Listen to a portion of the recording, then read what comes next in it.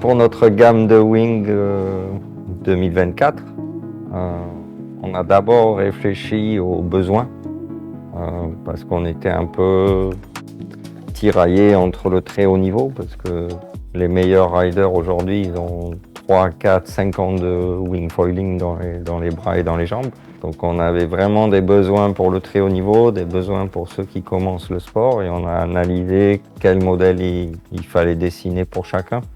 Et on est arrivé à la conclusion qu'il y avait 3 orientations majeures. Donc le haut niveau qui est plutôt la Strike V4 chez nous. Ceux qui commencent le sport et qui ont besoin d'un modèle intuitif, facile, avec lequel ils vont apprendre très vite, et ça c'est la Origin. Et entre les deux, on avait une catégorie de personnes qui font du wing dans les vagues, qui adorent le free fly, les downwind, qui n'ont pas besoin de performance ultime en termes de vitesse par exemple. Et on a orienté la swing plutôt vers le free fly et le wave riding. L'originalité de cette année, c'est qu'on a développé les 3 en même temps. Au lieu d'avoir un nouveau et 2 anciens, on a refait toute la gamme en une seule fois, donc on a pu placer chaque modèle exactement dans son programme. Évidemment, il reste la navigation petit temps dans tout ça, et vu le succès énorme de la CWC avec notre brevet Compact Wing Concept, on a revu la CWC et on a eu envie de la rendre le plus agréable possible dans le petit temps. Donc on a étudié des nouveaux matériaux pour gagner du poids, avoir la sensation de naviguer avec une aile un peu plus petite que sa surface réelle. Donc ça faisait 4 disciplines, 4 programmes et 4 modèles. Pour optimiser au maximum tous ces modèles, on a joué sur les matériaux.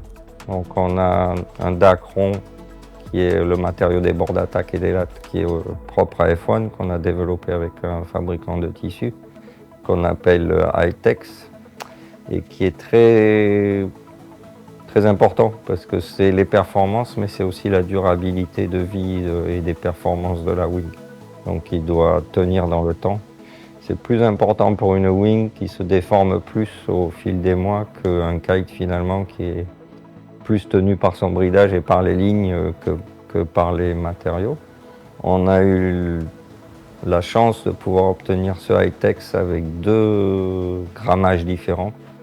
Donc plus on utilise un grammage lourd et plus il est résistant. Et on l'a en 158 grammes et 178 grammes. Et on peut placer idéalement dans le bord d'attaque et dans la latte les 2 différents grammages, ce qui nous permet de jouer soit vers une aile plus rigide pour avoir de la performance, soit vers une aile qui est un petit peu plus souple pour avoir un peu plus de confort ou faciliter le pumping. Donc en fonction de Origin, Swing, Strike, CWC, on n'a pas les mêmes tissus au même endroit dans le bord d'attaque et dans la latte. Ensuite, pour la CWC, on est allé chercher des matériaux plus légers, plus performants. Et on a sélectionné pas mal de matériaux et finalement, c'est la Lula qui s'est avéré le meilleur. La Lula est un matériau à peu près 5 fois plus cher que le Dacron. Donc notre position, c'était pas de le jeter partout, mais de le mettre vraiment là où il allait apporter le plus et ne pas gaspiller des parties de l'aile où on aurait mis de la Lula alors que ça ne servait pas à grand chose. Donc sur la CVC, on a fait beaucoup de tests et finalement la Lula sur les 3 lattes, c'est là où il était le plus intéressant et le plus rentable en termes de gain de perf et de poids.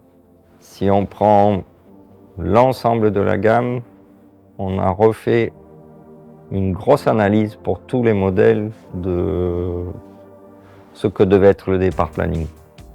Et vraiment améliorer ce point parce que une aile qui est facile en départ planning, ça permet de choisir une planche plus petite, soit un foil plus petit, ou soit être à l'aise partout dans toutes les conditions. Donc c'est quand même un point très important de la gamme de cette année.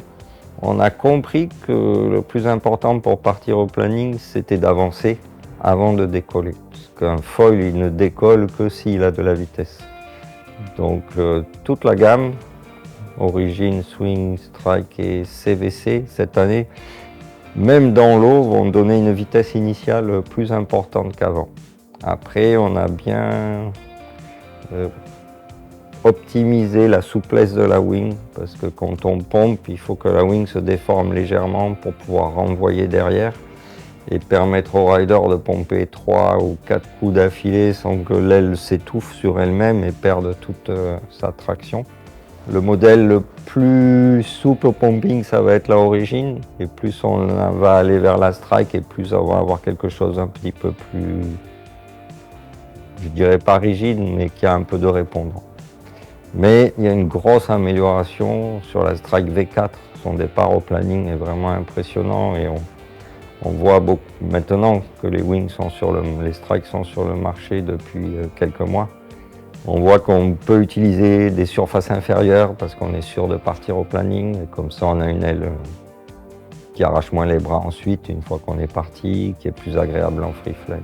Si je dois décrire chaque programme, et on a vraiment testé toutes les wings les unes contre les autres en permanence dans tout le développement. Et c'était rigolo de voir que quand on fait 2 modèles, c'est facile de placer le A et le B. Mais quand on a le modèle A, le B et le C, celle du milieu, elle est toujours trop A ou trop C. Elle est toujours, la swing n'était pas facile à placer en fait dans le programme, et c'est celle qui nous a demandé le plus d'efforts pour la validation, avant la validation. Origine, on a voulu déjà quelque chose de léger. Donc on a utilisé des matériaux d'un dacron plus léger. L'avantage, c'est un gain de poids, mais aussi un peu plus de souplesse. Et ensuite, on a réfléchi que quelqu'un qui commence le sport ou qui veut faire du freeride sans avoir des besoins de perf ou de sauter, il n'a pas envie d'aller vite. Donc la Origin, elle a cette qualité qui est qu'on part des fois, même sans s'en apercevoir, on a décollé. Donc on n'a pas eu d'effort ou besoin d'acquérir une technique particulière pour partir et pomper.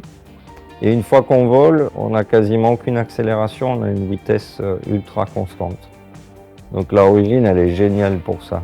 Départ planning, il n'y a même pas à se poser de questions comment faire, ça se fait tout seul. Et ensuite, pas d'accélération, pas de survitesse, pas de surprise. Vous allez me demander quel est son défaut par rapport au reste de la gamme. C'est quand on va arriver dans la plage haute que les 3 modèles Origin, Swing et Strike vont se différencier. Et la Strike, elle va accepter d'être surtoilée, et plus elle est surtoilée, et plus elle va aimer ça en fait, et plus elle va offrir de sensations et de performances. La Origin, non. Quand on va arriver dans sa plage haute, on sent qu'elle aime moins ça et qu'il faut changer de surface. Comme elle est faite pour des riders qui ne vont pas particulièrement aimer naviguer surtoilé, mais au contraire naviguer cool avec quelque chose de hyper léger et intuitif, elle est exactement dans le bon programme. À l'opposé, la Strike, c'est une machine à sensations. Ça part hyper facile au planning aussi. Le pumping est hyper intuitif. Et après, ce qui est impressionnant en Strike, c'est que ça tire tout le temps vers l'avant.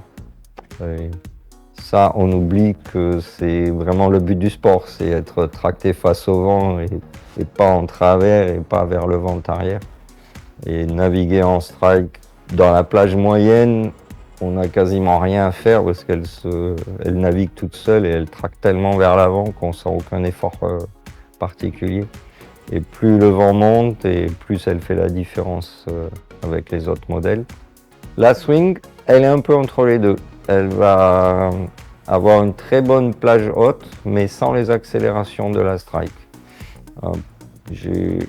On a estimé que quand on naviguait dans les vagues, ou qu'on faisait des gros free fly, on naviguait plutôt dans un plan d'eau agité.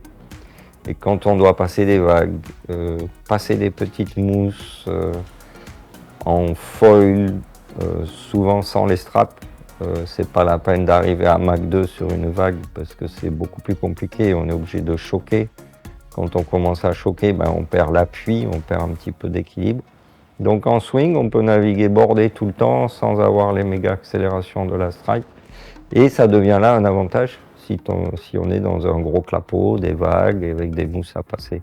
Souvent on me demande si la swing est plus agréable en free fly puisque c'est un modèle de vague et de free fly.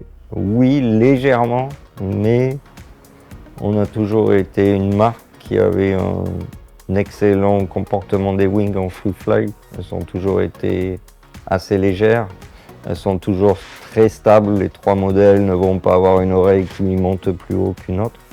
Mais la swing a un petit avantage, c'est qu'elle a moins d'envergure. On l'a dessinée un petit peu plus compacte.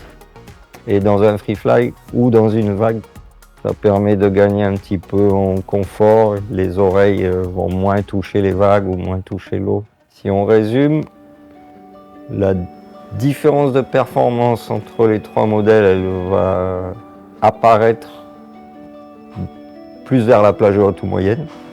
Ça veut dire que dans la plage basse, une origine, elle n'est pas très loin de la strike en fait en performance.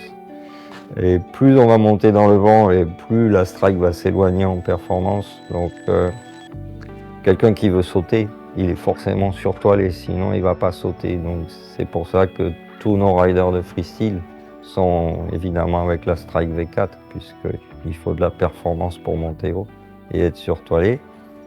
Celui qui n'a pas besoin de sauter et de naviguer vite, il est hyper confort avec la swing. Et celui qui n'est pas attiré par l'un ou par l'autre, qui commence le sport et qui veut rider en free fly en free ride sans être surtoilé, la origine est surprenante de légèreté, facilité. Je vois maintenant aussi beaucoup de familles. Et là, la origine, elle convient un peu à toute la famille. Souvent, les enfants, ils ont besoin de quelque chose de plus léger, qui a moins d'accélération. Peut-être que les filles aussi. Et du coup, un jeu d'origine, il peut convenir aussi à toute la famille. C'est marrant de voir comment, après avoir créé les modèles, on voit comment ils sont utilisés dans le réel. À propos de la CWC, on a été un peu partagé entre lui mettre de la Lula et voir son prix augmenter. Mais quand on a gardé la CWC avec le Dacron High-Tex, on s'est aperçu qu'on avait tellement amélioré le départ planning et le pumping des origines 5.5, swing ou strike 5.50 que la 6 mètres CWC, elle apportait pas grand-chose. Donc on s'est dit, il faut vraiment cette année améliorer les CWC et les rendre encore plus performantes dans le petit temps. Et c'est pour ça qu'on est allé chercher la Lula et qu'on l'a uniquement placée sur les 3 lattes pour pas faire exploser le prix. Mais c'est vrai que le public et les clients étaient surpris de dire mais pourquoi on n'a pas une CWC en Dacron classique à un prix équivalent aux autres modèles? C'est parce que ça servait pas à grand chose d'acheter une CWC en Dacron. Maintenant qu'elles sont sur l'eau, les retours sont excellents. C'est-à-dire que les premiers qui ont navigué avec, ils ont été hyper impressionnés par le gain de poids et le gain de confort et de performance grâce au Latana Lula. Donc en naviguant avec la CWC, on n'a vraiment pas l'impression d'avoir une 6, 7, 8 mètres carrés. On navigue comme si on était en 5 ou en 5.5. Grâce à son concept et son outline très compact, on touche jamais l'eau. Donc même des gabarits tout petits arrivent à naviguer en CWC sans avoir à lever les bras au-dessus de la tête. Et après, elle a cette qualité qui fait qu'elle a un peu la glisse de la Strike V4. On dirait qu'elle s'auto-porte toute seule et que finalement le rider il est juste là pour tenir les poignets, mais que tout part vers l'avant et tout avance tout seul. Et on a un gain de glisse en termes de vitesse qui permet de créer du vent. Parce que quand il y a 10 nœuds, si on avance à 20 nœuds, c'est quand même 20 nœuds de vent apparent, on appelle ça. Et donc la vitesse dans le petit temps est un facteur important de la performance et du confort parce que on peut s'appuyer dessus, on sent qu'il y a de la puissance, on sent qu'on a un bon appui, mais sans se faire arracher les bras et sans avoir à forcer tout l'après-midi. Donc on a beaucoup privilégié la perf pour avoir des sensations et du plaisir et pas avoir toutes les sessions de petit temps qui se traduisent en labourer le plan d'eau tout l'après-midi, mais justement avoir du plaisir. Le fait d'avoir construit toutes les lattes en Alula a beaucoup allégé l'arrière de l'aile. Donc à chaque fois qu'on a une transition, comme un jibe par exemple, la latte centrale surtout en Alula, qui est plus légère qu'une latte en high-tex ou en Dacron, fait que la voile reste à plat et retombe pas devant la planche pendant le jibe. C'est vrai que s'il y a 12 nœuds devant et qu'on fait un jibe, forcément on avance à 12 nœuds et on annule la portance de l'aile. Donc c'est là où le gain de poids sur les CVC fait la différence, soit pour être agréable dans les jibes, ou soit simplement pour réussir son jibe sans perdre le planning et sans tomber à chaque fois. C'est vrai que quand on est sous-toilé, des fois on est tellement sous-toilé qu'on n'ose même plus jiber de peur de perdre le planning, et c'est là où le gain de poids de la CVC Alula fait la différence.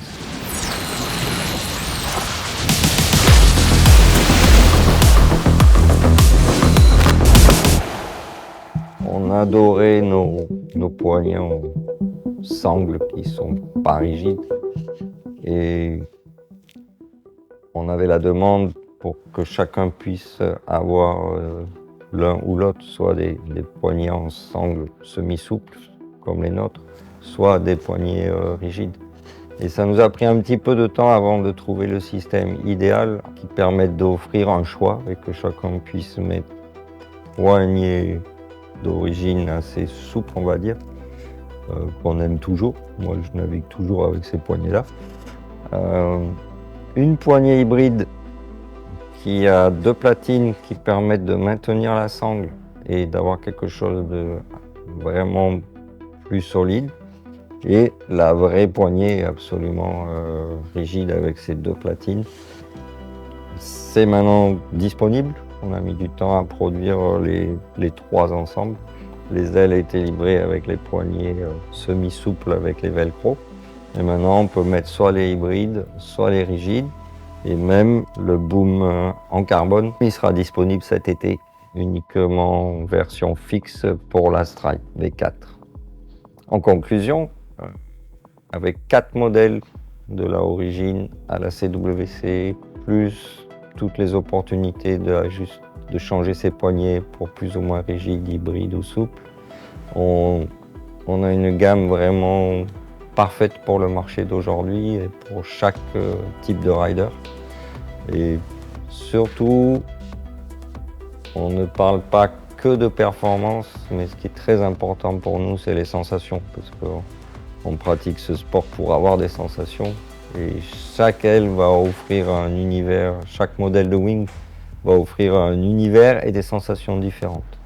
Et une expérience de navigation différente, et ça c'est important.